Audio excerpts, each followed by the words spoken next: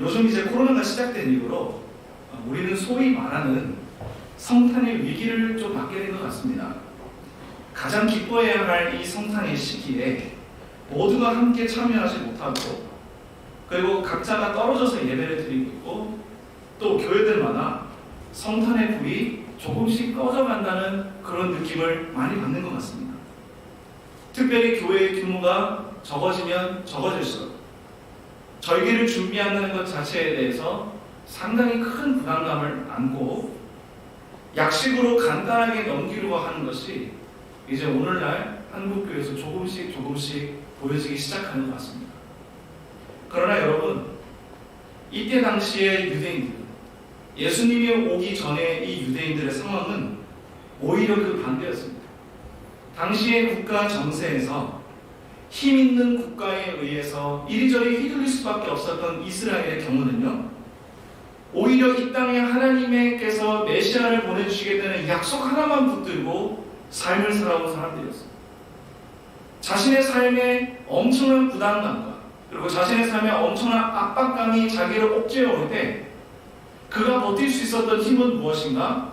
하나님께서 이 땅에 메시아를 보내주신다는 것이었습니다. 아멘. 그래서 메시아가 온다면 그들을 구원해 주실 것이라, 그 약속 하나만 붙들고 살았던 것이 이때 당시의 이스라엘 백성들이었습니다. 여러분, 오늘 본문뿐만 아니라 사실 우리가 누가복음 1장과 그리고 2장에 걸쳐서 전반적으로 이 본문을 쭉 읽다 보면 사실 사가랴뿐만 아니라 마리아와 그리고 사가랴의 아내였던 세례 요한의 어머니 엘리사벳, 이 둘도 놀라는 모습을 보여주고, 그리고 시몬과 안나라 하는 사람도 한 아기의 탄생에 대해서 상당히 기뻐하는 것을 저희가 보게 됩니다. 그들에게는 한 아기가 태어났다는 것이 자신이 살아온 모든 인생보다 더 중요할 만큼 가치 있게 여겼던 그러한 것이었습니다. 세상에 우리 눈에는 단순히 그냥 아기 하나 보는 것 뿐인데, 그들에게는 자신의 전 삶을 바꿀 정도로 그렇게 큰 아기 하나 보는 것이 그들의 크고 가장 가치 있는 일이었습니다. 여러분, 사실 오늘 본문은 예수님의 탄생에 대해서 직접적으로 예언하는 본문은 아닙니다. 여러분, 표제를 보시면 아시겠지만 사가랴의 예언이라고 써져 있는 이 표제는 사실은 예수님과 그리고 사도 세례 요한의 어떤 역할에 대해서 콜라보로 적어놓은 이제 그런 구절입니다. 그래서 그 중에서 저희가 지금 보고 있는 이 68절부터 75절까지의 이 말씀은 특별히 예수님이 이 땅에 오시기까지의 스토리와 그 역할을 담고 있는 본문이에요. 그래서 저는 오늘 본문을 통해서 구약의 스토리들을 쭉 같이 한번 짧게 나누시면서 예수님이 이 땅에 오신 것이 우리에게 얼마나 큰 의미인지를 성도님들과 함께 나누고자 합니다. 아멘. 먼저 오늘 본문 67절을 보시면 이렇게 말씀하고 있습니다. 그 부친 사가랴가 성령의 충만함을 받아 예언하여 이르되. 저희가 아시다시피 나중에 본문 1장 20절을 보시게 되면 사가랴는 성전에서 제사를 지내려고 들어갔다가 가브리엘 천사로부터 이제 세례 요한을 낳게 될 것이라는 그러한 이야기를 듣게 됩니다. 한번 띄워주시겠어요?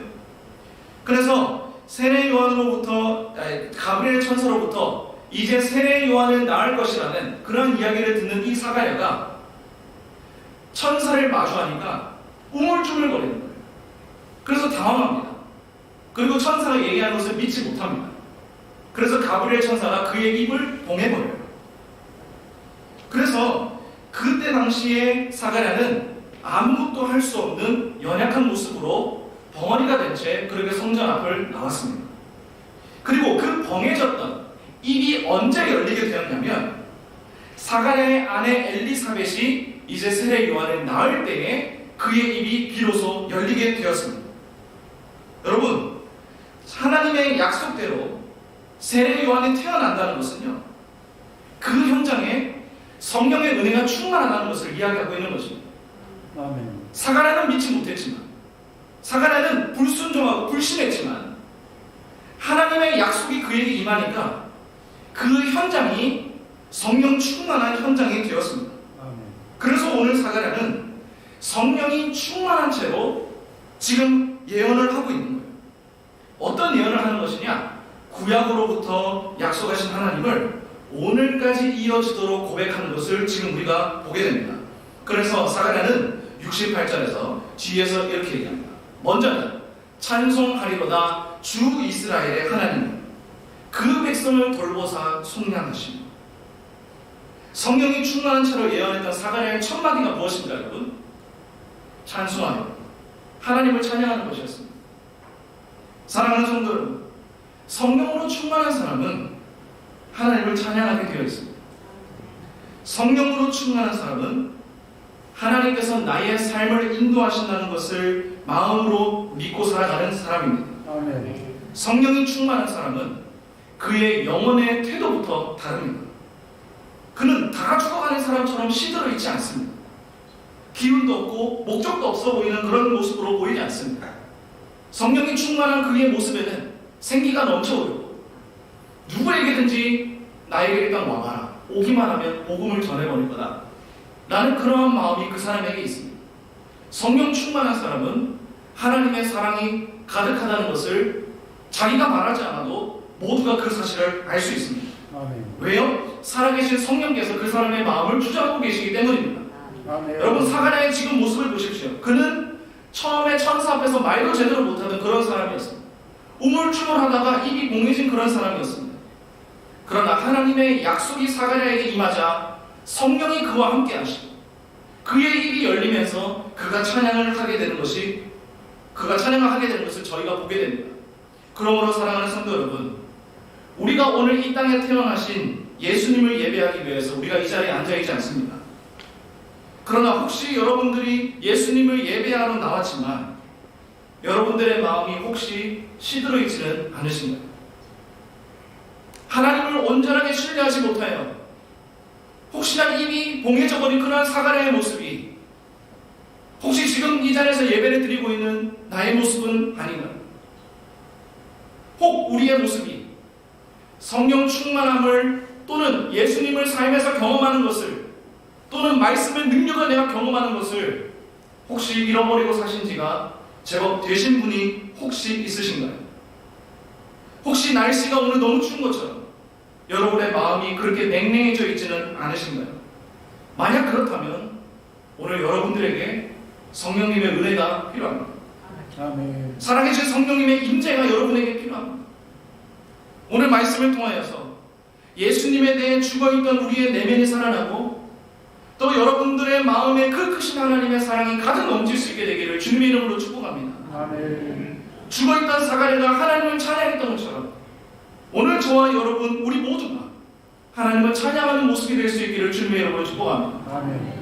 그리고 사가랴는 68절 뒤에서 하나님을 찬양하면서 뒤에서 이렇게 고백하고 있습니다. 하나님이여 그 백성을 돌보사 속량하시고. 여기서 하나님께서 백성을 돌보신다라고 했을 때 여기서 지금 보이고 있는 이 돌보다라는 단어의 원래 의미는 방문하다라는 의미가 있습니다. 그래서 정리해보면 하나님이 그 백성을 방문하셔서 구원하셨다, 이런 얘기가 돼요. 여러분, 하나님께서 이스라엘을 방문해서 구원하신 것이 어떤 사건에 기준하는 것일까요? 사실 하나님은 지금 이 순간도 우리와 함께 하고 계시다는 것을 우리가 믿고 있지 않습니까? 아멘. 그럼에도 불구하고 오늘 사가랴가 얘기하고 있는 본문은 어디냐면 바로 출애굽기를 이야기를 하고 있는 것입니다. 자, 한번 출애굽기 내용을 잠깐 되짚어보면 하나님께서 불은 있는데 타지는 않는 이 떨기나무 가운데서 모세를 만나셨습니다.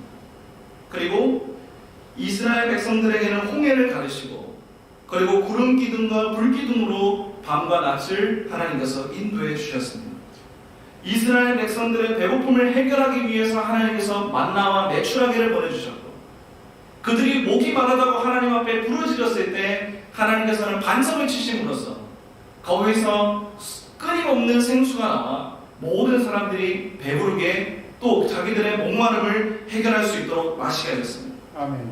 그리고 그리고 이스라엘 백성들이 그렇게 광야의 생활을 거치고 나서 이제 시내산 근처에 이르렀을 때 그들은 빽빽한 구름 속에서 천둥과 번개로 임하셨던 그 하나님의 모습을 보았습니다. 그러므로 지금 사가랴가 예언하고 있는 것의 핵심이 무엇이냐?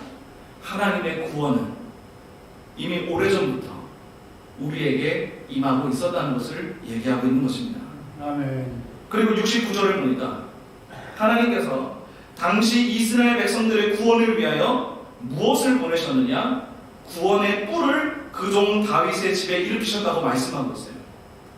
여러분, 여기 구절에 나와 있지 않습니다. 그러나 여러분, 여기서 말하는 이 구원의 뿔이라는 것은 구원의 능력과 힘을 상징합니다.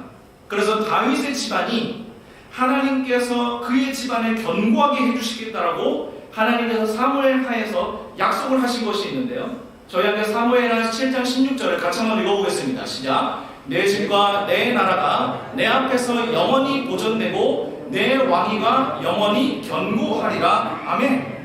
여러분, 하나님께서는 적어도 다윗의 시대부터라도 이스라엘 백성들을 또는 이스라엘 사람들이 살고 있는 그 지역을 견고하게 해주시겠다고 약속하셨습니다. 다윗의 왕위가 영원할 것이라고 말씀하셨습니다. 근데 여러분, 우리가 생각하시듯이 정말 이스라엘이 그렇게 하나님께서 보시기에 또 사람들이 보기에 그렇게 견고한 역사로서 이스라엘의 모습을 보여주었습니까? 아니었습니다. 하나님이 약속하셨던 이 약속은 솔로몬이 죽자마자 채 100년도 안 돼서 나라가 반으로 갈라졌습니다. 북쪽에는 선지자들이 그렇게 회개하라고 소리를 오래벌레 고함을 질렀음에도 불구하고 이스라엘 백성들은 회개하지도 않고 하나님을 섬기지도 않았습니다. 그렇기 때문에 이스라엘은 각각 북쪽 이스라엘은 아수르에게, 남쪽 유다는 바벨론에게 그렇게 결국은 멸망하게 되는 것을 보게 됩니다. 나라를 견고하게 해주시겠다는 것이 아니라 나라를 완전히 박살내신 거예요. 하나님은 그래서 표면적으로 우리가 보았을 때는 하나님은 희대의 사기꾼이 되어 있었습니다. 하나님 이스라엘을 그렇게 든든하게 세워주신다면서요. 다윗의 왕위가 영원하도록 해주신다면서요. 그런데 하나님은 어떻게 우리에게 이런 결과를 내주실 수 있습니까? 라면서 하나님에 대한 믿음을 점점 잃어버리기 시작했다는 것입니다. 사랑하는 성도 여러분, 우리의 삶이 무너지는 이유가 무엇일까요? 때로 우리의 마음이 어지러운 이유가 무엇일까요? 다른 것이 없습니다. 이 땅에 죄가 만연하기 때문입니다. 아멘. 태초에 아담과 하와가 선악과를 먹은 순간 우리는 이미 하나님에 대하여 죽은 존재가 되었습니다. 아멘. 우리의 육신도 하나님 앞에서 죽을 수밖에 없는 존재가 되었습니다. 성경에서 가장 오래 살았다고 했었던 모두살라가 969살을 살았지만 결국 그도 죽었습니다.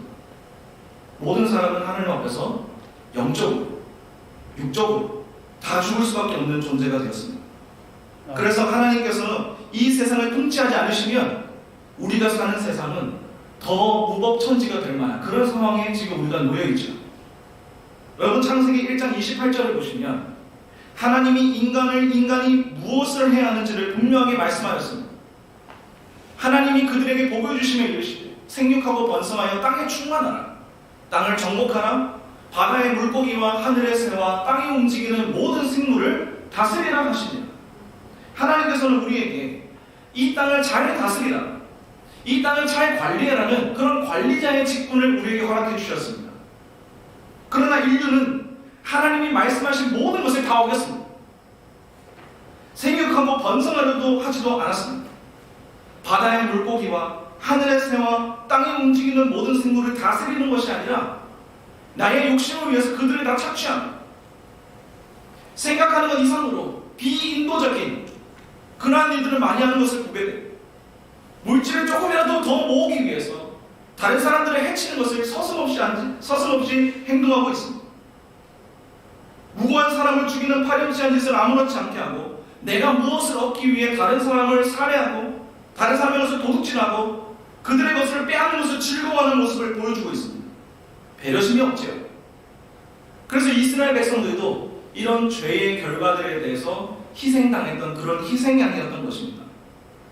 그래서 이스라엘 백성들은 마치 하나님을 잃어버렸을 때의 저의 모습처럼 생기가 없었고 시들어 있었고 병이 생기고 삶의 목적을 잃어버리고 있었습니다. 예배를 드려도 감격이 없습니다. 삶에 있어서 감사가 없습니다. 희망이 없습니다. 대신에 너무 힘들어요. 불안해하고 초조합니다. 나는 또 얼마나 서 있는지, 누가 나를 조금이라도 건드려봐 당장 폭발해서 저 사람을 그냥 그렇게 하겠다는 생각이 우리의 마음속에 자리 잡아 있을지도 모릅니다. 이스라엘 백성들의 모습이 그런 모습이었어요.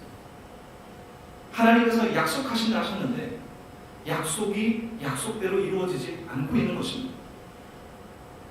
여러분, 하나님께서 우리에게 약속하셨고 우리를 사랑하시겠다고 말씀하셨고 하나님은 지금도 우리를 사랑하고 계시는 것을 믿으십니까? 아멘. 그렇다면 여러분의 삶에서 일어나는 모든 삶의 문제에 대하여 이유는 알 수 없어도 그럼에도 불구하고 나는 주님을 신뢰하겠노라, 그렇게 고백할 수 있으시겠습니까? 아멘.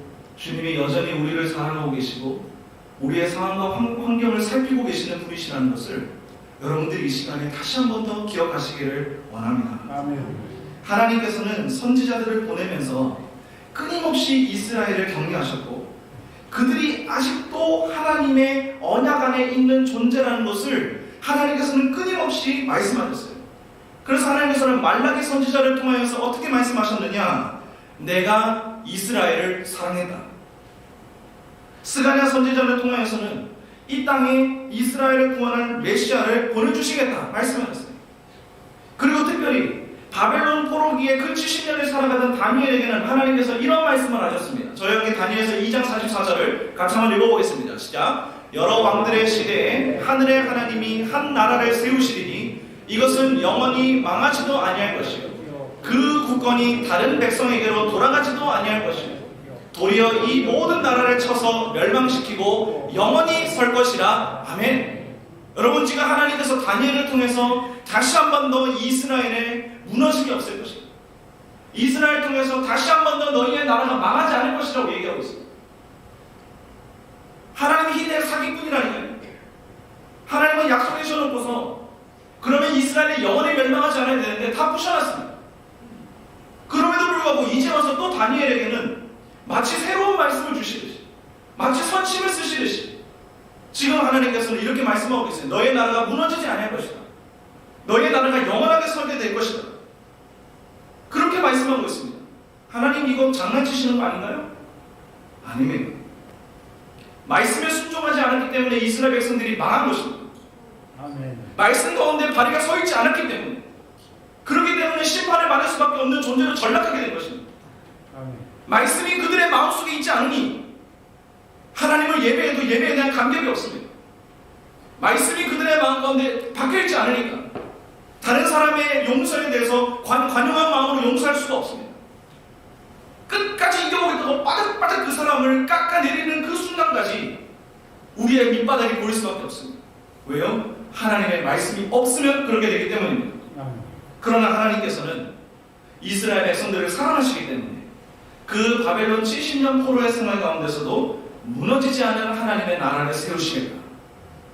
무너지지 않는 나라를 세우시겠다. 그리고 그 약속을 오늘 누구를 통해서 이루시겠다고 말씀하시는 것입니까? 우리가 읽었던 본문 2장 11절에서 보시는 것처럼 다윗의 동네에 너희를 위하여 나신 구주 예수 그리스도를 통해서 무너지지 않는 하나님의 나라를 세우시겠다. 아멘. 그렇게 우리에게 약속하신 거예요. 아멘. 여러분, 이 예수 그리스도는 어떤 분이십니까? 바로 구약에서 예언하셨던 하나님의 약속의 산 증거이십니다. 하나님께서는 천사를 이미 마리아에게 보내서 이렇게 말씀하셨습니다. 그가 큰 자가 되고 지극히 높으신 하나님의 아들이라 일컬어질 것이고 주 하나님께서 그 조상 다윗의 왕위를 그에게 주시리. 영원히 야곱의 집을 다스리실 것이며 그 나라가 무궁하리라. 그의 나라는 이 땅에 있는 것이 아닙니다. 눈에 보이는 어떤 재앙으로부터의 구원을 의미하는 것이 아닙니다. 무너지지 않는 하나님의 나라는 우리 안에 있습니다. 그것을 예수님께서 직접 누가복음 17장 20절 21절에서 이렇게 말씀하셨습니다. 바리새인들이 하나님의 나라가 어느 때에 임하시니까 묻거늘 예수께서 대답하여 이르시되 하나님의 나라는 볼 수 있게 임하는 것이 아니요 또 여기 있다 저기 있다 말하지도 못하리니 하나님의 나라는 너희 안에 있느니라. 아멘. 그러므로 우리에게는 오늘 예수님을 사랑하고자 하는 그 마음, 나의 죄를 주님께서 정말 용서하시기 위하여, 정말 나의 모습을 하나님께서 사랑하시기 위하여 이 땅에 주님께서 오셨구나. 그리고 그 주님의 약속이, 그 주님의 나라는 결코 무너지지 않는구나. 내 믿음이 깨어지지 않는 한 하나님의 나라는 무너지지 않다는 것을 여러분들께서 기억하시기를 원합니다. 아멘. 하나님은 이제는 여러분, 우리가 세상에서의 그 어떤 것으로부터 위로를 받거나 세상의 그 어떤 물질로부터 우리가 구원을 받아서 내가 이 땅에서 적당히 편안하게 살다가 죽는 것을 위해서 하나님께서 오신 것이 아니에요. 다만 예수님께서 우리에게 원하시는 것은 이것입니다. 강 목사, 네가 나를 믿느냐? 네 인생이 나에게 달려있다는 것을 네가 믿느냐? 나만이 오직 너의 삶을 주관하며 네가 내 안에 있을 때 네가 가장 완전해질 수 있다는 것을 네가 믿을 수 있느냐? 네가 살아가는 목적이 나를 위해 살아가는 것임을 네가 다시 한 번 더 깨닫고 살아갈 수 있겠느냐? 주님은 우리에게 이것을 원하신다는 거예요. 사랑하는 성도 여러분, 주님은 우리의 죄악을 구원하시기 위해서 이 땅에 오셨습니다. 아멘. 죄송해요. 여러분의 모든 상황을 보살피시기도 하시겠지만 여러분의 모든 상황과 처지를 일일이 다 구원하시기 위해서 오신 것은 아니에요. 예수님은 우리의 죄악을 구원하시기 위하여 오셨습니다. 하나님께서는 사람들에게 이 땅의 자연과 만물을 잘 다스리라고 명령하셨지만 사람들은 각기 다른 방법으로 하나님께서 맡기신 이 자연을 자기 마음대로 다 파괴해버렸습니다. 자신의 욕심을 위해서 다른 사람의 것을 빼앗는 것을 당연시하고 있습니다. 우리의 삶에서 일어나는 모든 어려움들이 다 이런 것에서부터 시작되지 않습니까? 그래서 우리의 마음이 때로는 상처받고 병들고 삶의 목적을 잃어버린 것 아니겠습니까? 그래서 사탄은 우리의 내면을 자꾸 물리적으로 공격하는 거예요. 사람들과의 미움, 다툼, 질투, 시기, 욕심, 음란, 간음, 이런 것들로 가정을 완전히 박살내버려요. 우리의 관계를 완전히 다 부셔뜨려버려요. 비틀어버릴 대로 비틀어서 우리가 더 이상 회복하지 못하고 우리의 온갖 상처를 다 내고 상처를 나도 주고 나도 상처를 받고 다 깨질 대로 깨져서 그 사람에 대해서 더 이상 이제는 학을 떼겠다. 그렇게 하고 모든 것이 다 깨지고 있다는 것을 기억하셔야 됩니다. 사탄이 우리를 그렇게 만들어요. 그러면 이렇게 얘기할 수 있잖아요. 목사님, 그러면 그런 죄에 있는 사람들이 있을 때마다 하나님께서 그때마다 직결 심판을 하시면 되지 않을까요? 죄 있는 사람들이 드러났을 때 그 죄를 당장에 치시면은 우리가 사는 세상이 깨끗해지지 않겠습니까? 그렇게 얘기하실 수도 있겠죠. 맞아요. 정말 깨끗해질 것입니다. 왜냐하면 이 땅에 아무도 살고 있지 않을 테니까요. 우리는 죄로부터 아무도 피해갈 수 없지 않습니다. 하나님께서는 우리를 없애버리는 것으로 우리의 삶을 주장하지 않으셨습니다. 하나님께서는 인류의 근본적인 죄의 문제, 결국 사람이 무너지고 망가지고 결국 사람이 사람답게 행동하지 못하는 근원이 어디 있느냐? 사람이 가지고 있는 마음속에 있는 죄 때문이라는 것을 하나님께서는 계속적으로 알려주셨습니다. 우리가 무너지는 것은 우리의 행동 때문이 아닙니다. 우리 안에 있는 내면의 죄 때문에 서로에게 상처 주는 것입니다. 우리 안에 있는 내면의 욕심 때문에, 내면의 죄악 때문에 우리 존재 자체가 무너지는 것입니다. 하나님은 그런 방식으로 우리를 없애버리는 것으로 우리를 그렇게 만들지 않으셨습니다.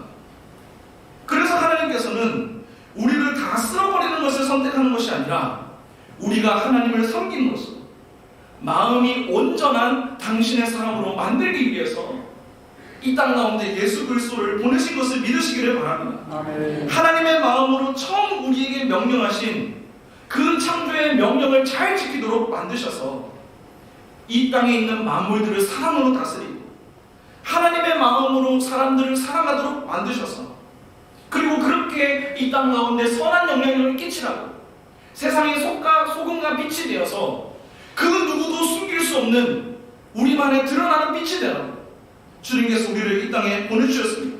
아멘. 그래서 하나님께서는 오늘도 성은교회라는 이 교회 안에 예배할 수 있도록 우리를 보내주셨고, 그리고 하나님을 예배하도록 함으로써 우리의 가정을 살리고 여러분들의 삶의 터전을 살리고 여러분들의 관계를 살릴 수 있는 길을 하나님께서 만들어 주셨다는 것을 믿으시기를 바랍니다. 아멘. 여러분, 말씀을 정리하겠습니다.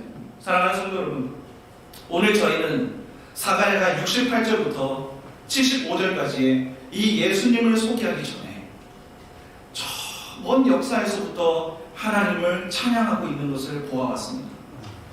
주님은 태초부터 지금까지 우리를 떠나신 적이 단 한 번도 없으세요. 여러분의 모든 삶이 하나님께 달려있음을 기억하시기를 바랍니다. 아멘. 여러분들의 삶을 살아가는 삶의 목적이 바로 예수님에게 있다는 것을 여러분들이 기억하시기를 바랍니다. 아멘. 이번 성탄절을 통하여서 그것이 다시 한번 저와 우리의 마음에 가슴 깊이 새겨졌으면 좋겠습니다. 사랑하는 성도 여러분, 성령 충만한 사람이 되시길 바랍니다. 아멘. 사랑하는 성도 여러분, 예수 그리스도께서 내 안에서 여러분들의 마음에서 마음껏 사실 수 있도록 여러분의 집을, 여러분의 마음의 집을 주님께 내어드리시기를 바랍니다. 아멘. 때로 그 집은 좀 더러울 수도 있어요. 그리고 집을 들어가 보면 어디 늘 깨끗한 집만 있습니까? 숨기고 싶은 그런 지저분한 것들도 많이 있잖아요. 우리 그런 것들을 다 숨깁니다. 눈에 보이지 않게. 예수님 앞에서도 그렇게 하시지 말라는 이야기입니다. 여러분들의 마음의 짐들을 여러분들 안에 있는 묵혀놨던, 이제는 청산해야 되는 그런 마음의 쓰레기들이 있었다면 이제는 그것을 여러분들의 마음의 짐을 주님께 내어드리고, 주님 내 안에 들어와 주옵소서. 아멘. 그리고 나의 상한 것들, 버려야 하는 것들, 청산해야 되는 것들, 내 마음에 정리해야 되는 것들 다 정리하도록 도와주시옵소서. 아멘. 내가 치워보려고 좀 묵혀놨더니 너무 불어서 이제 더 이상 치유할 수가 없습니다. 이제는 내 스스로의 힘으로 이것을 들고 떨쳐나가기에는 너무 나는 힘듭니다. 그러니 주님, 너무 염치 없고 주님 너무 죄송스럽지만 저 대신 주님이 제 집을 청소해 주시옵소서. 제 마음의 집을 청소해 주셔서 저의 집이 주님을 모시기에 부끄럽지 않은 그런 집이 되게 해달라는 그러한 신앙의 고백들이 오늘 성탄절을 보내는 저와 우리 모두의 마음 가운데 새겨지시기를 원합니다. 아멘. 그리하여서 이 날을 통해서 저와 여러분들의 마음에 예수님을 향해 식은 마음이 있었다면 그 마음의 불씨가 다시 한번 타올랐으면 좋겠습니다. 아멘. 그리고 우리 하나님의 사랑과 예수 그리스도의 깊은 은혜가 저와 여러분들에게 임하는 그런 놀라운 시간이 여러분의 삶 가운데 펼쳐지시기를 주님의 이름으로 축복합니다. 아멘. 기도하겠습니다. 사랑하는 하나님 아버지, 오늘 우리는 사가랴의 말씀을 통하여 하나님께서는 태초부터 우리를 버리신 적이 없는 분이었음을 우리가 기억하게 됩니다. 아멘. 중간중간에 이스라엘이 무너졌던 것은 그들의 죄악으로 인해 무너졌던 것이었습니다. 그러나 하나님의 약속은 단 한 번도 우리를 떠나신 적이 없음도 고백합니다. 죽을 수밖에 없었던 나의 죄를 위해서 이 땅에 내려오신 예수 그리스도, 그분을 우리가 오늘 깊이 묵상하여 주님께 나의 삶을 맡겨드릴 수 있는 사랑하는 성도님들 될 수 있도록 주여 인도하여 주시옵소서. 아멘. 사랑하는 성도님들의 마음의 집을 주님께 내어드릴 수 있도록 도와주시옵소서. 아멘. 그 안에 정말 치우기 싫었던, 청산해야 했던 그 죄의 더러움들이 있었다면 염치불고하지만 주님께서 하나하나 다 찾아가 주셔서 그 마음의 모든 짐들을 깨끗하게 하여 주시고 그 안에 예수 그리스도를 섬기기에 부족함이 없는 우리의 내면으로 만들어 주시옵소서. 아멘. 그래서 하나님의 사랑이 충만하게 임하는 그런 사랑하는 성도님들의 마음이 될 수 있도록 우리 주님께서 함께하여 주시옵소서. 아멘. 모든 것에 감사드리며 사랑이 많으신 예수님의 이름으로 기도하였습니다. 아멘. 자, 이제 찬송가 125장 찬양하시겠습니다.